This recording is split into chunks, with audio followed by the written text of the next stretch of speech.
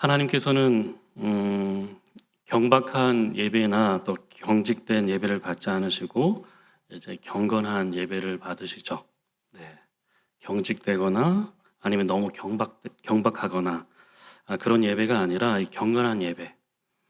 이 경건하다는 것은 어떻게 보면 아버지 앞에 나아가는 그 자녀의 모습이죠. 그러니까 자연스럽고 자유로움이 있는.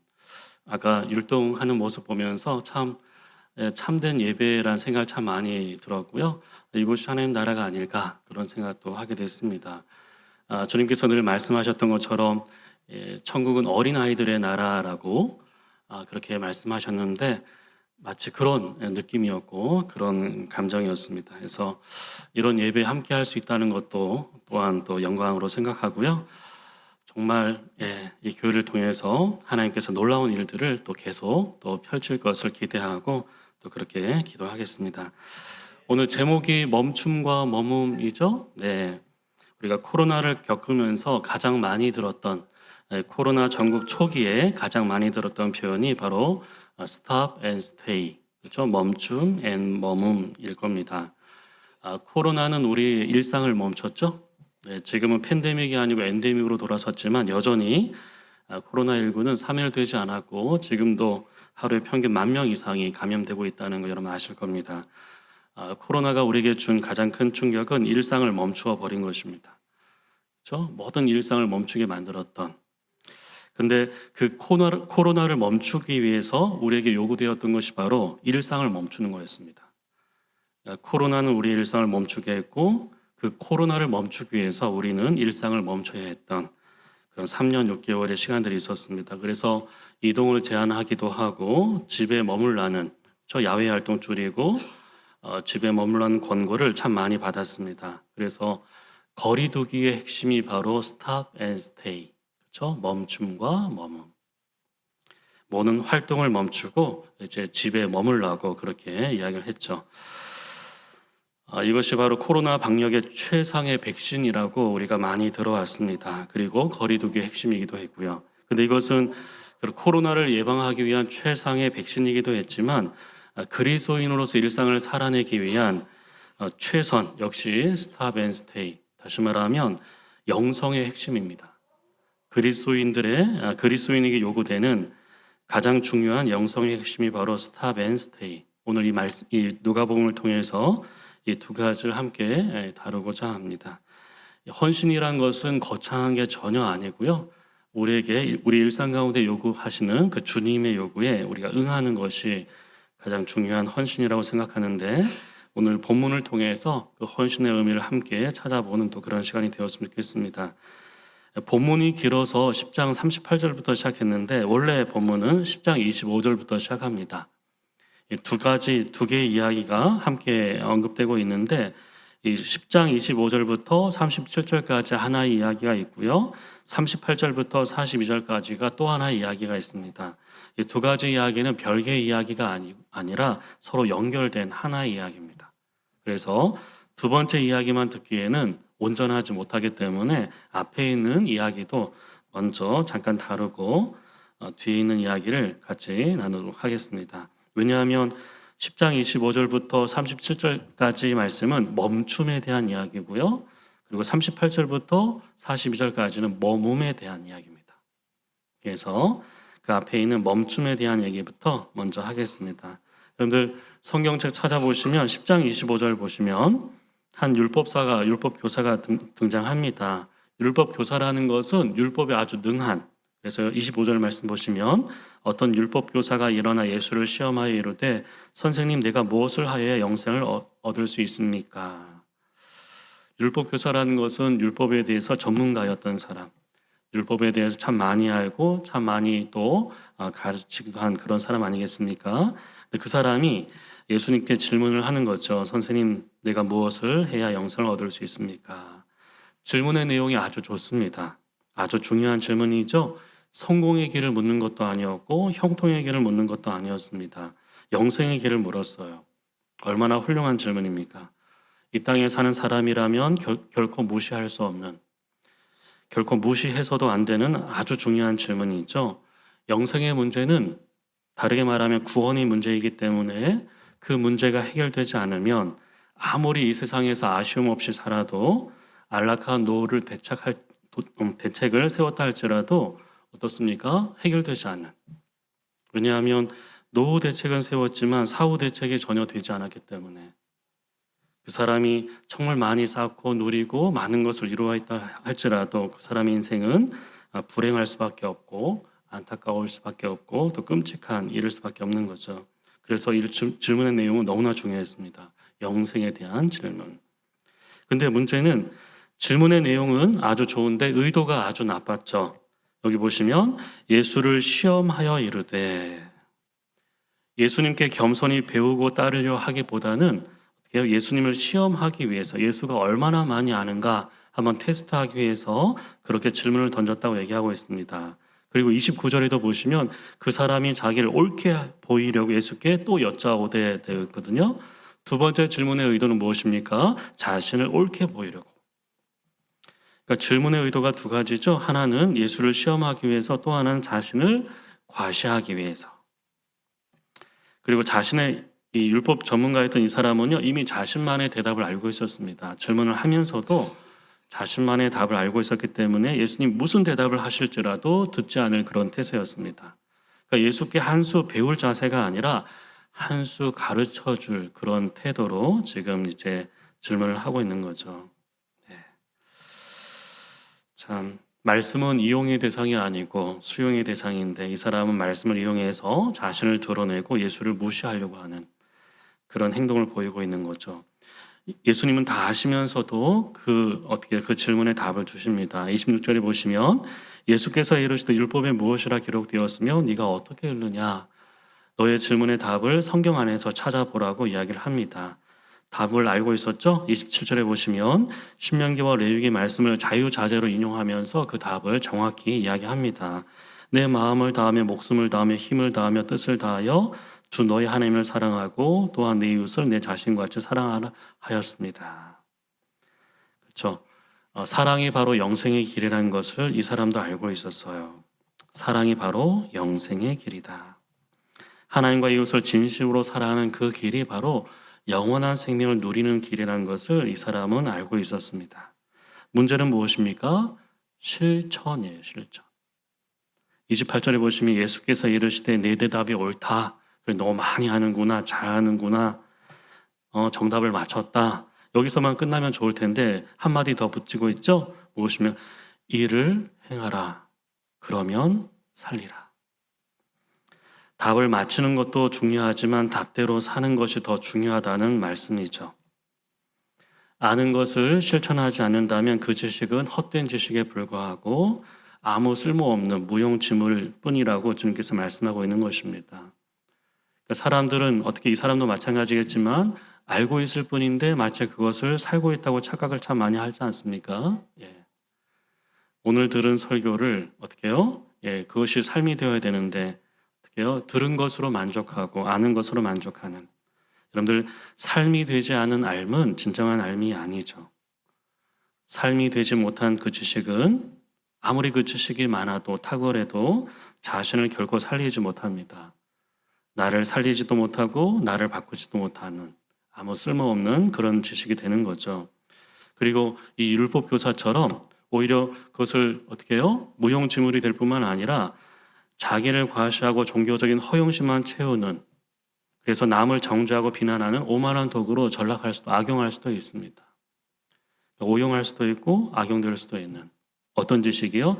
삶이 되지 못한 지식, 실천되지 못하는 그런 지식은, 그런 성경적인 지식은 아무런 쓸모가 없는, 기억하셔야 됩니다. 우리 신앙은 아는 만큼 잘하는 것이 아니고 순종하는 만큼만 잘합니다. 아는 만큼 우리 신앙이 잘하는 것이 아니고요, 순종하는 그만큼 신앙은 잘합니다. 순종을 통해서 어떻게 말씀이 인격이 되고 내 신앙이 되고 내 삶이 되는 경험, 그런 경험이 우리 가운데 항상 있어야 됩니다. 나의 작은 순종, 나의 작은 실천을 통해서 그 말씀이 나를 바꾸고 내 주변을 바꾸고 우리 가정과 교회를 바꾸는 역사가 일어날 수 있도록, 그렇죠? 나의 작은 순종, 실천은 너무나 중요하죠. 그래서 성경에만 밑줄 끄는 것이 아니고 삶의 밑줄을 끄어가는, 생활의 밑줄을 끄어가는 그런 삶이 요구되는 거죠. 근데 율법교사에는 그런 삶이 없었습니다. 그래서 예수님은 어떻습니까? 율법을 해석해 주기보다는 정말 쉬운 비유를 통해서 이 율법교사의 허위와 그 위선을 이제 폭로합니다. 그리고 정말 이웃을 사랑하는 길이 무엇인지를 보여주시죠. 그것이 바로 그 유명한 선한 사마리아인의 비유입니다. 그래서 30절에 보시면 예수께서 대답하여 이르시되 어떤 사람이 예루살렘에서 여리고로 내려가는데 강도를 만나서 강도들이 그 옷을 벗기고 때려 거의 죽은 것을 버리고 도망갔다. 마침 한 제사장이 그 일로 내려가다가 그를 보고 피하여 지나갔다. 또 이와 같이 한 레위인도 그곳에 이르러 그를 보고 피하여 지나가되 어떤 사마리아 사람은 여행하는 중 거기 이르러 그를 보고 불쌍히 여겨 가까이 가서 기름과 포도주를 그 상처에 붓고 싸매고 자기 짐승에 태워 주막으로 데리고 가서 돌보아 주니라. 그 이튿날 그가 주막 주인에게 데나리온 둘을 내어주며 이르되 이 사람을 돌보아 주라. 비용이 더 들면 내가 돌아올 때 갚으리라 하였으니 내 생각엔 이 세 사람 중에 누가 강도 만난 자의 이웃이 되겠느냐. 전혀 어렵지 않은 비유죠. 율법을 어렵게 해석해 주기보다는 이 정말 쉬운 비유를 통해서 그 율법 교사의 그의 위선을 지금 이제 폭로하시는 거죠. 참, 이 예루살렘에서 여리고로 가는 길은 아주 험한 길입니다. 중간중간에 바위들이 많기 때문에 강도들이 매복해 있다가 사람들 덮치는 아주 위험한 장소이거든요. 그래서 한 사람이 거기 강도들에게 당한 거죠. 모든 것을 잃고 어떻게 폭행을 당하고 거의 죽게 된 상황이었습니다. 마침 지나가는 두 사람이 있었는데 한 사람은 제사장이고 한 사람은 레위인이었죠. 왜냐하면 제사장과 레위인의 거처가 대부분 여리고에 있었기 때문에 자기 모든 직무를 마치고 돌아가는 길이었겠죠. 신분에 있어서 아주 특별했던 하나님께 성별된 사람들이었고 당시 사회에서 경건의 신앙의 상징이 되었던 그런 사람들입니다. 근데 그들이 강도 만나서 사경을 헤매는 사람들을 보면서 어떻게 반응하고 있습니까? 피하여 지나갔다. 이 패스오버 그냥 지나쳐 버렸다. 보지 못한 것이 아니고 분명히 봤어요. 근데 보고도 그들은 피해갔습니다. 두 가지 이유 때문이죠. 왜? 위험한 곳이니까 얼른 어떻게 저 사람처럼 당하지 않기 위해서 피해서 도망가는 거죠. 강도들이 출몰하는 위험한 지역이기 때문에 서둘러 피해갔던 것입니다. 또 한 가지 이유는 뭐냐면 죽은 시체인 줄 알고 움직이지 않았으니까 쓰러져 있으니까 죽은 시체인 줄 알고 어떻게 해요? 가까이 가서 만지면 부정하게 될까 봐 어떻게 해요? 가까이 하지 않고 피해서 그냥 지나치는 것입니다. 참 선민의 상징이었던 제사장과 레위인이 공경에 처했던 동족 유대인을 그냥 보고도 그냥 외면했던 저마다 이유와 명분은 있었겠지만 죽어가는 이웃을 외면할 만큼 그것은 중요한 게 아닌데 그 명분은 중요한 것이 아닌데 그들은 그냥 지나쳐 버린 것입니다. 율법을 참 많이 알면서도 율법의 참 정신이었던 사랑을 전혀 실천하지 않는 이 두 사람은 율법교사처럼 죽은 종교의 표상, 복음이 만든 사람이 아니고 종교가 만든 사람들이죠. 피도 눈물도 없는, 생기도 없는, 그렇죠? 핏기도 없는 차디찬 아주 냉혈한인 사람들입니다. 종교가 만든 사람들이죠.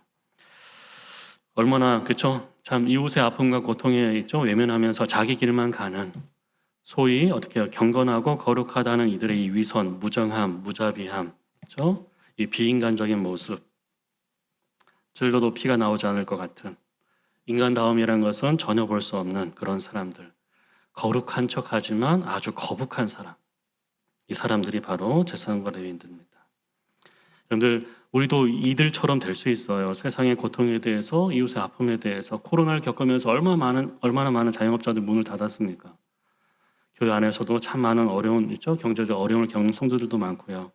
그 지체의 아픔과 슬픔에 대해서 전혀 공감하지 않는 나만 축복받고 우리 가정만 잘 살고 우리 자녀만 잘 되고 우리 교회만 부흥하면 된다고 생각하는 그렇게 생각한다면 우리도 그들과 전혀 다르지 않는 종교인이 되겠죠. 근데 한 사람은 지나치지 않고 그 사람을 가까이 가서 치료해 줍니다. 그 사람이 바로 사마리아 사람이죠. 유대인들이 정말 무시했던, 경멸했던, 멸시했던 대상인 이 사마리아 사람이 어떻게 행동하고 있습니까? 아주 자세히 설명해 주고 있죠. 불쌍히 여겼고 가까이 가서 기름과 포도주를 그 상처에 붓고 싸매고. 아까 앞에 있는 제사장과 레위인에 대한 구절은 한 절에 지나지 않았지만 이 사마리아 행동에 대해서는 주님이 무려 4절에 걸쳐서 자세하게 설명해 주고 있습니다. 그렇죠. 그의 시선도 멈추었고 그의 마음도 멈추었고 발걸음도 멈추었던. 여러분들, 사랑은 멈추는 거예요. 우리의 시선을 멈추고 우리의 마음을 멈추고 그리고 발걸음도 멈추는. 여러분들, 사랑이 시작된 곳은 어디입니까? 여러분들 33절에 보시면 어떤 사마리아 사람 여행하는 중 거기 이르러 그를 보고 불쌍히 여겼다 되어 있죠. 그를 보고. 앞에 있는 사람들은 대충 보는데 이 사람 눈여겨봤다는 뜻이에요. 여러분들, 어떻게 보면 선한 사마리아인의 사랑은 어디서부터 시작됐습니까? 다른 사람의 그 어려움과 아픔과 고통과 피로를 볼 줄 아는 눈에서부터 시작되었어요. 아바타 보셨어요? 네, 아바타 물의 길. 네, 저는 아내하고 아이들과 같이 봤는데 아바타란 영화 속에 보시면 여러분들 그 아바타 그 종족들 있지 않습니까? 그 사람들 사이에서 자, 인간들이 어떤 그 언어들을 다 사용하고 있는데 한 단어가 없다고 하잖아요. 러브라는 말이 없어요. 사랑한다는 말이 그 아바타들에게는 없습니다. 그래서 I love you라는 표현이 전혀 없습니다. 그럼 그 러브라는 대신에 뭘 썼을까요? 그 사람들은 I see you. 그러니까 I love you 대신에 I see you라는 말을 아마 들어보시면 그 자막 없이 들어보시면 I see you라는 표현을 정말 많이 써요. 무슨 말입니까? 사랑하면 보인다는 얘기예요. 사랑할 때 그 사람이 보이기 시작하는. 그렇죠? 당신이 보입니다. 이제 당신이 보이기 시작했습니다. 그 지체가 보이기 시작했다면 그 사람은 사랑하고 있는 거예요.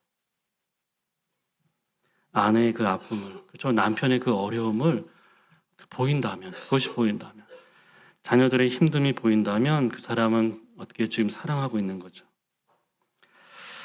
다른 사람들의 상처를 볼 줄 아는 눈, 사랑은 바로 거기서 시작됩니다. 그렇다면 왜 우리는 다른 사람들의 그 필요와 아픔을 보지 못할까?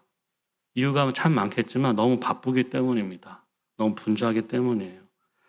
진정으로 사랑을 베풀길 원한다면 먼저 삶의 속도를 늦출 필요가 있어야 돼요. 그렇죠? 급한 일로 쫓기게 되면 어떻습니까? 누군가에게 집중할 수 있는 시간도 여유도 없기 마련 아닙니까? 그렇죠? 빠르게 지나가는 차 안에서는 아무것도 볼 수 없는 것처럼 남을 사랑하고 싶다면 우리의 삶의 속도를 늦춰야 됩니다. 그러면 그때 보입니다. 아까 고속도로 타고 쭉 내려오는데 그런 고속도로에 여러분들 혹시 그런 그 플랜카드 봤습니까? 속도를 줄이면 사람이 보인다. 그게 고속도로 그 있죠? 있어요. 휴게소 가기 때문에. 속도를 줄이면 사람이 보인다. 지금 사마리아인은 우리에게 그것을 도전하고 있는 것 같습니다. 그리고 여러분들 시선만 멈췄나요? 마음도 멈췄죠? 보시면 불쌍히 여겼다는 표현이 있어요. 그를 보고 불쌍히 여겼다. 마음도 멈춘 것입니다. 그의 발걸음을 멈추게 했던 것은 바로 그 불쌍히 여기는 마음. 이 마음은 원래 누구한테 있어야 됩니까? 제사장에게 있어야 될 마음이거든요. 그런데 더없이 긍휼을 품어야 할 제사장은 그런 마음이 전혀 없었습니다. 그렇죠? 하지만 이 선한 사마리아 사람은 바로 그 마음을 갖고 있었던 거죠. 재미난 것은요, 이 불쌍히 여겼다는 이 표현은 이 사복음서 있죠? 누가복음을 포함해서 사복음서 전체에서 오직 예수님에게만 사용되는 표현이에요. 어떤 사람에게 사용된 적이 한 번도 없는 단어예요. 오직 주님에게만 사용되는 이 단어가 지금 이 선한 사마리아에게 사용되고 있습니다. 그러니까 그 이웃에 대한 어떤 마음이었다는 얘기입니까? 주님의 마음으로 그 사람을 공경해서 어떻게 해요? 건져준 거죠. 여러분들 그 빌립보서 2장에 보시면 이런 말씀이 있습니다. 예수님의 성육신에 대해서 말씀하시면서 이런 표현이 있어요. 하나님과 동등됨을 취할 것으로 여기지 아니하시고 오히려 자기를 비워 종의 형체를 가지사 사람들과 같이 되셨고 이렇게 죽기까지 복종하셨으니 곧 십자가에 죽으심이라. 여기 보시면 오히려 자기를 비워 종의 형체를 가지고 사람들처럼 되셨다 했을 때 자기를 비웠다 이 표현이 멈췄다는 뜻이에요. 하나님 되심을 멈추고 이 땅에 오셨다는 뜻입니다. 왜요? 우리를 불쌍히 여기셔서 그 모든 영광을 누릴 그쵸? 하나님 되심을 멈추셨습니다. 그리고 이 땅에 내려오신 거죠. 그리고 인간이 되셨고 죄인처럼 죽으신 것입니다. 왜요? 우리를 사랑하셨기 때문에, 우리를 불쌍히 여기셨기 때문에. 자, 여러분들 이 행동 있죠? 이 행동, 이 사마리아인의 이 행동, 이것이 바로 이웃 사랑의 참 의미를 그렇게 말씀하고 있는 것입니다. 사랑이란 것은 다른 것이 아니고 멈추는 것입니다. 한 영혼 앞에 멈추는, 고통당하는 이웃, 공경에 처한 이웃, 그 이웃을 외면할 것이 아니고 그들 앞에 멈추는 것. 사랑해야 멈출 수 있고 사랑하기 때문에 멈추는 것입니다. 이웃 사랑을 거창하게 생각하지 마시고 지나치지 않고 외면하지 않고 멈추는 것. 자, 여러분들 시 하나 볼까요? 예, 제가 참 좋아하는 시고 우리 딸 책상 위에도 붙어 있는 시인데요. 한번 띄워 보시겠습니까? 예. 아까 예. 딸을 위한 시라는 마종화 시인의 시가 있어요. 혹시 아십니까? 딸을 위한 시. 한 시인이 어린 딸에게 말했다. 착한 사람도 공부 잘하는 사람도 말고 관찰을 잘 하는 사람이 되라고. 겨울 창가의 양파는 어떻게 뿌리를 내리며 사람들은 언제 웃고 언제 우는지를, 오늘은 학교에 가서 도시락을 안 싸온 아이가 누구인지 살펴서 함께 나누어 먹으라고 시인이 어린 딸에게 얘기했대요. 여러분들, 아빠의 바람은 무엇입니까? 착한 사람이 되는 거 참 좋죠. 공부 잘하는 사람이 되는 거 참 좋습니다. 하지만 시인은 그 딸이 관찰을 잘하는 사람이 되기를 바라고 있어요. 그냥 지나칠 수 있는 것을 지나치지 않고 세밀히 살필 수 있는 그런 눈을 가진 사람이 되기를 바랬던 것입니다. 겨울 창가 양파 거의 죽은 것처럼 보였지만 어떻게 해요? 조용히 묵묵히 어떻게 뿌리를 서서히 내리지 않습니까? 그것을 포착할 줄 아는 눈이 있죠. 사람들의 웃고 우는, 언제 웃고 언제 우는지를 볼 수 있는 그런 눈, 그리고 친구의 그 외로움을 볼 수 있는 그런 눈, 그런 시선을 가진 사람이 되기를 바라는 거죠. 요즘엔 전혀 이제 그렇지 않은데 자기 외에는 전혀 신경을 쓰지 않는, 사회 분위기가 그러니까 아이들마저 또 어떻게 해요? 자기만 생각하는 그런 이기적인 삶을 사는 그런 참 안타까운 현실인데, 오늘 제가 학교 다닐 때 저희 어머님하고 아버님이 너무 일찍 이혼하셔가지고 초등학교 때 이혼하셨거든요. 그래서 사남매의 모든 도시락을 우리 여동생이 다 챙겼어요. 삼남 일녀 가운데 제 바로 밑에 있는 여동생이었는데 큰 오빠, 작은 오빠, 밑에 있는 막내까지, 그리고 우리 집에 얹혀 사는 제 친구까지 해서 하루에 도시락을 10개 정도, 네, 그렇게 늘 싸줬어요.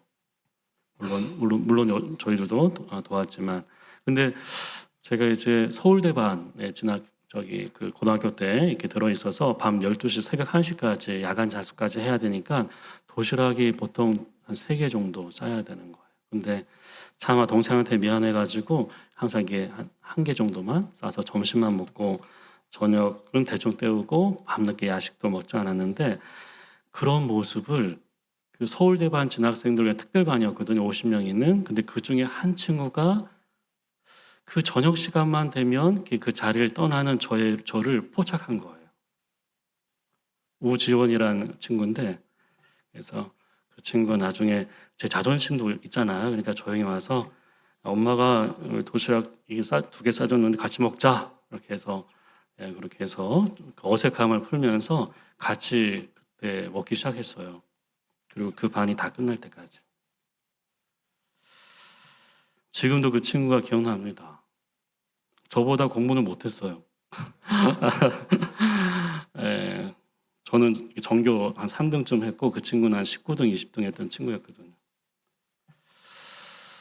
그래서 참, 네, 그 기도할 때마다 그 친구가 생각나는 거예요. 교회는 다니지 않는 친구였어요. 그래서 하나님 아브라함에게 하셨던 약속, 너를 축복하는 자에게 너를 축복하고, 그렇죠? 너를 저주하는 자는 내가 저주하겠다 하는 그 말씀처럼 우리 지원이 정말 축복해달라고 그렇게 기도할 때마다 그 친구를 위해서 기도했었던 기억이 있습니다. 나중에 그 친구는 의대에 합격했어요. 저는 약대에 진학했는데 그 친구는 의대에 합격했고 그 어렵다는 그 의대에 합격했고요. 지금도 전문의로 의사로 활동하고 있습니다. 참 아무도 어떻게 보면 공부하는 아이들이 자기만 아는 걸 잘 알잖아요. 그렇죠? 근데 그 친구의 도시락까지 다 챙겨서 같이 밥을 나눴다. 오늘은 학교에 가서 도시락을 안 싸온 아이가 누구인지 살펴서 함께 나눠 먹으라고. 여러분들 복음의 능력이 있다고 하잖아요. 어떤 능력입니까?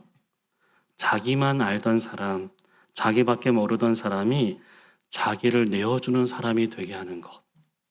이것이 복음의 능력입니다. 자기만 알고 자기밖에 모르던 사람이 자기를 내어주는 사람이 되게 하는 것. 이것이 복음의 능력이죠. 또 하나 볼까요? 시 하나 더 보겠습니다. 울꽃이라는 시인데요. 저도 이 시 참 좋아합니다. 할머니 어디 가요? 예배당 간다. 근데 왜 울면서 가요? 울려고 간다. 왜 예배당 가서 울어요? 울 데가 없다. 할머니와 손자 사이의 대화입니다. 왜 예배당 가서 울어요? 세상에는 울 곳이 없다. 울고 싶어도 울 자리가 없어서 헤매는 사람이 참 많죠. 그런 사람들에게 교회가 울 곳이 되어주는, 울면 무너질까봐, 울면 실패자라고 낙인 찍힐까봐 주저하는 사람들 있죠? 흔들리는 사람들에게 마음 놓고 울 수 있는 울 곳이 되어야 돼요. 교회는 울 곳이 되어주고 쉴 곳이 되어주고 기댈 곳이 되어주는 교회가 그런 교회가 되어야 돼요. 그런 사람이 되어야 되고 그런 교회가 되어야 됩니다. 하나님께서 아들을 주시면까지 가서 있죠. 그러니까 아낌없이 주시기까지 그렇게 있죠. 우리에 대한 기대, 바랬던 우리가 어떤 사람이 되기를 바랬을까요? 그것은 더 종교적인 사람이 되는 것이 아니고 이런 사람들 있죠. 더 정말 사랑스러운 사람, 사랑하는 사람이 되는. 여러분들 참 신앙이 좋다는 것은 다른 게 아닙니다. 신앙이 좋다는 것은 다른 것이 아니고 같이 밥 먹고 싶은 사람 되는 것, 같이 대화하고 싶은 사람이 되는 것. 그것이 정말 신앙이 좋은 거거든요. 신앙이 좋다면서 같이 밥 먹고 싶지 않은 재수없는 사람들 있잖아요. 그건 진짜 재수없는 사람들. 그런 사람들은 신앙이 좋은 게 아니에요. 같이 밥 먹고 싶고 대화하고 싶고 밤새 얘기하고 싶은 그런 사람이 되는 게 신앙이 좋은 겁니다. 그래서 여러분들 이 아빠의 바람처럼 또 김영환 시인의 울꽃이라는 시처럼 있죠. 어떻습니까? 또 사마리아 사람처럼 관찰을 잘 하는 사람, 시선이 따뜻한 사람, 발걸음을 멈출 줄 아는 사람, 그렇죠? 마음을 멈춰서 함께 울어주고 함께 아파하고 함께 슬퍼해 줄 수 있는 그런 성도, 그런 교회가 될 수 있도록 이게 헌신입니다. 헌신. 일상의 헌신. 일상을 하나님 나라로 바꾸어가는 헌신입니다. 헌신은 거창한 게 아니겠죠. 그래서 멈추는 것. 그래서 여러분들 혹시나 뭐 설거지를 하거나 뭐 다른 일을 하다가 있잖아요. 다른 일을 하다가 일상을 살다가 청강교회 다른 지체가 떠오른다면, 그렇죠? 한 지체가 떠오른다면 그때는 그 일을 잠시 멈추고 그 형제를 위해서 지체를 위해서 기도할 때 그때는 멈추고 기도하셔야 돼요. 그것이 사랑입니다. 자, 그리고 또 하나 볼까요? 멈춤, 그 다음에 또 하나가 바로 머뭅입니다. 여러분 38절 볼까요? 38절에 보시면 그들이 길 갈 때에 예수님과 그 일행이거든요. 길 갈 때 예수께서 한 마을에 들어가셨어요. 요한복음 12장이죠. 12장에 보시면 이 한 마을이 베단입니다. 베단이. 들어가시면 마르다라 이름하는 한 여자가 자기 집으로 영접했다. 여기 한 마을이라는 표현이 있죠. 이 베단인데요. 꼭 기억해야 할 지명이에요. 사람들은 예루살렘은 주목하지만 이 베다니는 그냥 지나쳐 버리는 예루살렘과 비교가 되는 마을입니다. 예루살렘은 중심 도시고, 그렇죠? 큰 도시고, 종교의 중심이고, 그렇죠? 사람들이 어떻습니까? 세상의 중심 같은. 그래서 마치 서울 가고 강남 같은 그런 곳이었다면, 이 베다니는 아주 작은 시골 마을입니다. 근데 예수님의 발걸음은 항상 예루살렘이 아니고 늘 베다니에 머무셨어요. 이 방문이 처음이 아닙니다. 복음서에 보시면 이 마리아와 마르다가 있었던 이 베다니를 즐겨 찾으셨어요. 왜 예수님은 예루살렘이 아니고 베다니에 항상 발걸음을 멈추고 머무셨을까? 그것은 베다니란 이름의 뜻을 보면 알 수 있어요. 이 베다니의 뜻은 뭐냐 하면 슬픔의 땅이란 뜻이에요. 아픔의 땅. 아무도 알아주지 않는 이 버려진 땅. 베다니라는 자체가 울음, 슬픔 이런 뜻이거든요. 아무도 알아주지 않는 그렇게 소외된 그것을 주님은 어떻습니까? 거기에 마음을 두시는 거죠. 늘 거기에 발걸음을 향하셨던. 그렇죠. 주님의 발걸음은 더 높은 곳이 아니고 항상 더 낮은 곳, 더 중심이 아니고 더 주변을 향하지 않습니까? 그래서 베다니. 주님의 발걸음이 베다니에 머문 또 하나 이유가 있습니다. 그것은 뭐냐면 예루살렘에 없는 한 가지가 있었어요. 그게 뭐냐면 바로 마르다의 섬김과 이 마리아의 경청이 있었던 곳입니다. 마르다의 섬김이 있는 곳, 항상 섬겨줬고 그리고 늘 마리아처럼 경청하는 있죠? 그런 사람이 있었던 곳. 그런데 예루살렘은 그렇지 않았어요. 예루살렘은 어떻게 섬기기보다는 늘 예수님을 죽이려고 했고 경청하기보다는 어떻습니까? 항상 논쟁하려고 했던. 그런데 베다니의 이 가정은 그렇지 않았습니다. 자, 그곳에 도착했는데 마르다라 한 여인이 영접하죠. 자, 39절에 보시면 그에게 마리아라는 동생이 있어 주의 발치에 앉아서 그의 말씀을 듣더니 마르다는 준비하는 일이 많아서 마음이 분주했습니다. 예수께 나아가 이르되 주여 내 동생이 나 혼자 일하기 두는 것을 생각지 않습니까? 그를 명하사 나를 도와주라 하소서. 그렇죠. 여정에 지친 예수님과 그 일행을 위해서 음식을 마련하고 있습니다. 그 음식 준비로 인해서 몸도 마음도 분주했어요. 그렇죠?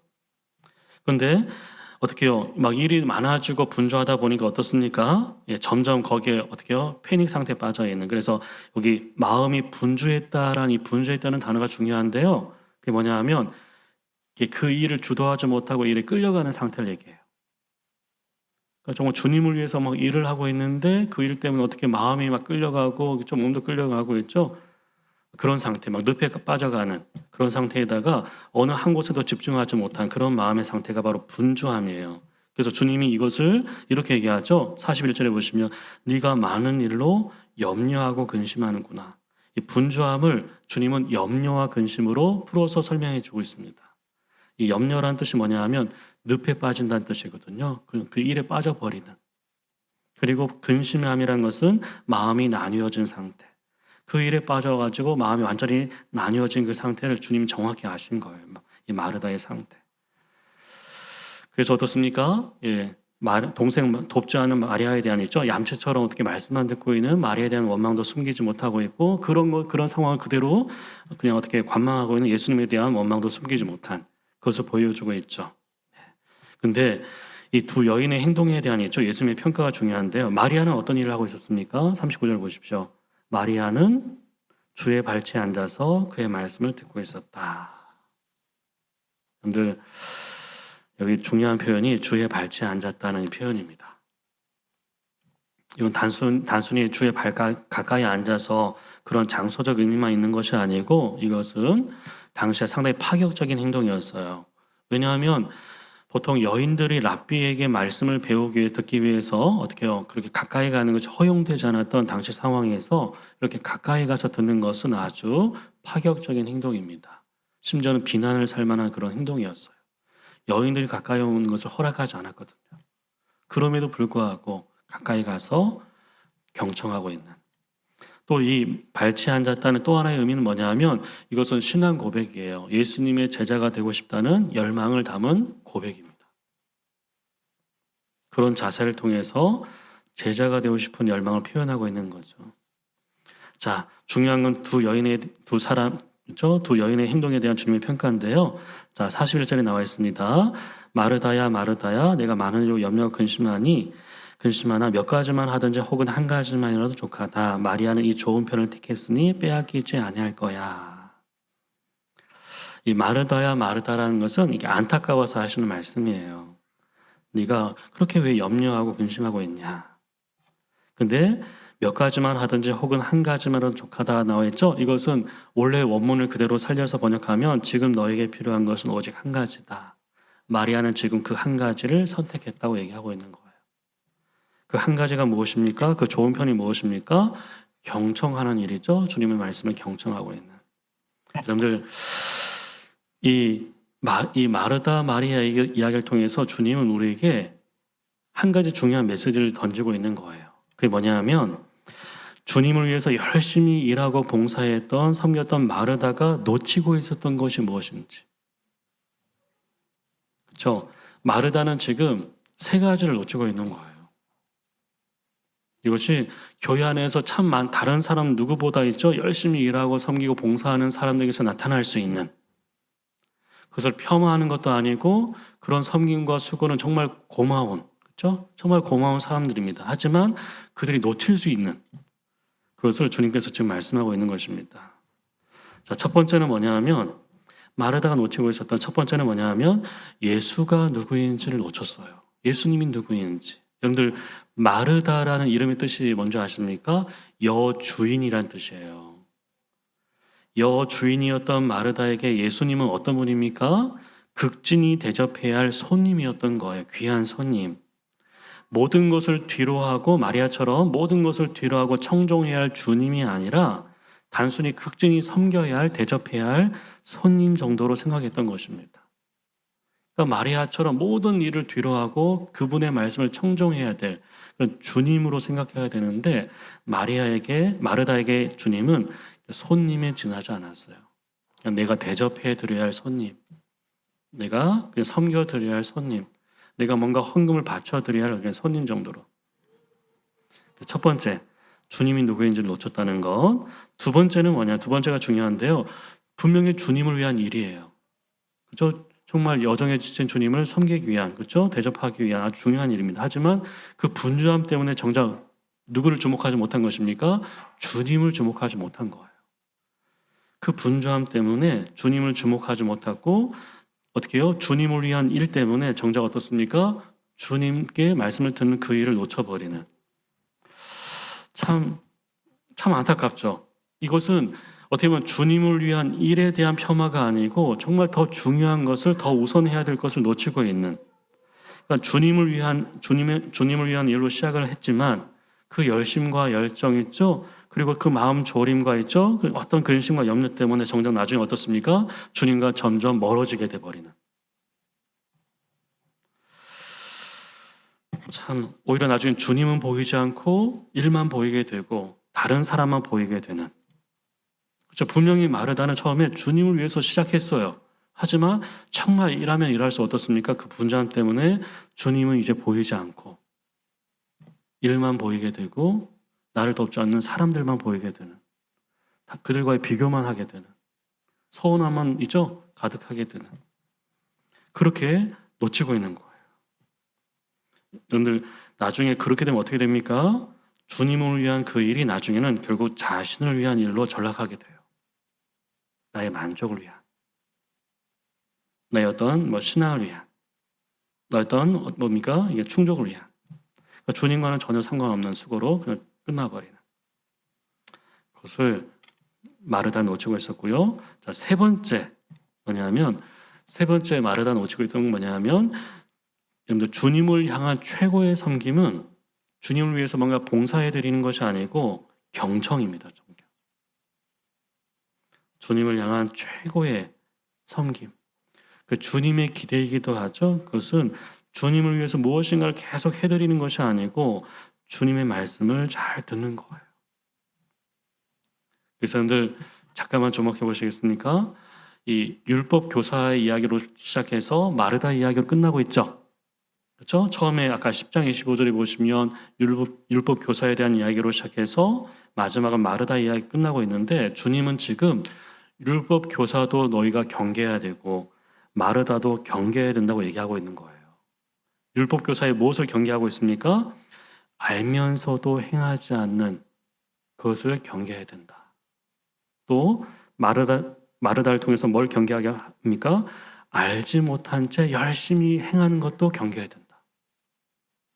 알면서도 행하지 않는 것도 문제지만 알지 못한 채 열심히 주님의 뜻을 알지 못한 열심히 하는 것도 문제라고 얘기하고 있는 거예요. 그러니까 삶이 없는 암도 문제지만 알미 없는 삶도 모두 경계해야 된다고.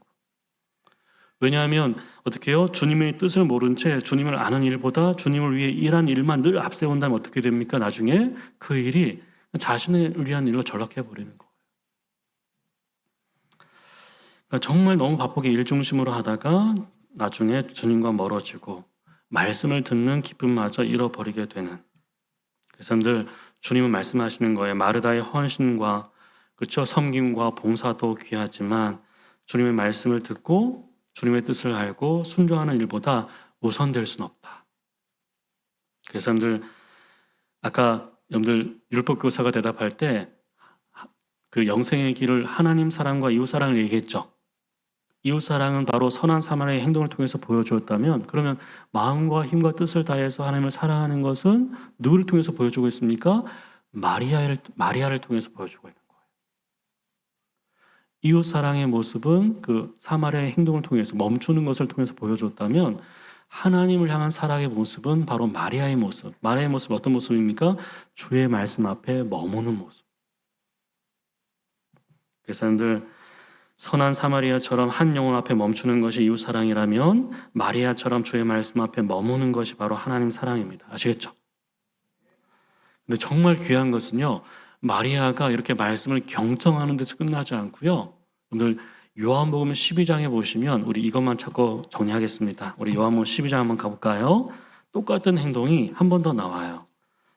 이것만 읽고 우리 마무리하겠습니다. 요한복음 12장 보십시오. 12장 여러분들 1절 보십시오. 6월절 엿새 전에 예수님이 십자가에 못 박히 6일 전입니다. 예수께서 베다니 맞죠? 베다니에 이르시니 이곳은 예수께서 죽은 자 가운데 살리신 나사로가 있는 곳이라 거기서 예수를 위해 잔치할 때 마르다는 여전히 일을 하고 있죠. 나사로는 예수와 함께 앉은 자 중에 있는데 마리아는 어떻습니까? 지극히 비싼 향유 곧 순전한 나드 한 근을 가져다가 예수의 발에 붓고 자기 머리털로 그의 발을 닦으니 향유 냄새가 집에 가득했다 있죠. 여러분들 우리는 그냥 비싼 향유를 예수님께 부었다 이 정도만 알고 있지만 이 헌신의 시점이 너무나 중요합니다. 뭐죠? 6월절 엿새 전이죠. 이때가 언제냐면 앞에 있는 그 본문을 보시면 유대 당국자들이 예수님을 추종하거나 예수님께 이렇게 뭔가를 드린 사람들을 어떻게 출교시키는 그런 상황이었거든요. 그러니까 아무도 예수님께 가까이 하거나 예수님께 뭔가 이렇게 드리거나 섬기지 않는 그런 상황. 그 상황에서 오직 한 사람 마리아는 헌신하고 있는 거예요. 아무도 헌신하지 않은 그때에 헌신을 자처했다. 헌신의 시점도 중요하고요. 그리고 또 그 헌신의 장소를 보십시오. 어디입니까? 예수의 발에 부었다 되어 있죠. 마리아에게 예수님의 발은 어떤 곳입니까? 말씀을 듣던 곳이었잖아요. 그렇죠? 그런데 그곳에 어떻게 해요? 자신의 비싼 향유를 붓고 있어요. 여러분들 말씀을 듣는 그 자리에서 어쩌면 헌신이 시작되고 있는 그러니까 마리아의 경청은 경청에서 끝나지 않고 헌신으로 이어졌습니다. 그것이 진정한 경청 아닐까요? 그렇죠? 그래서 여러분들 정리한다면 영성의 핵심 어떻게 보면 두 가지죠. 스탑 앤 스테이 한 사람 앞에 멈출 수 있는 한 영혼 앞에 멈출 수 있는 것 그리고 주의 말씀 앞에 머물 수 있는 것 여러분들 세상은 너무 각박하죠. 너무나 이기적입니다. 그래서 신앙생활도 어떻습니까? 자신의 취향에 맞게 소비주의적인 태도를 이렇게 보이는 그래서 소비하는 것처럼 설교도 소비하고 프로그램도 소비하는 그리고 나를 드리지 않은 채 늘 받으려고만 하는 불편하지 않을 만큼만 하나님을 섬기려고 하는 그런 시대 있죠. 각박한 시대. 자신의 모든 것을 드렸던 있죠. 이 마리아. 이것은 헌신의 의미가 무엇인지를 다시 보여주고 있는 것 같아요. 그리고 세상은 너무 각박할 뿐만 아니고 너무나 어떻게 바쁘죠. 분주하죠. 근데 분주한 삶의 발걸음을 잠시 멈추고 말씀 앞에 머무는 이 마리아의 모습.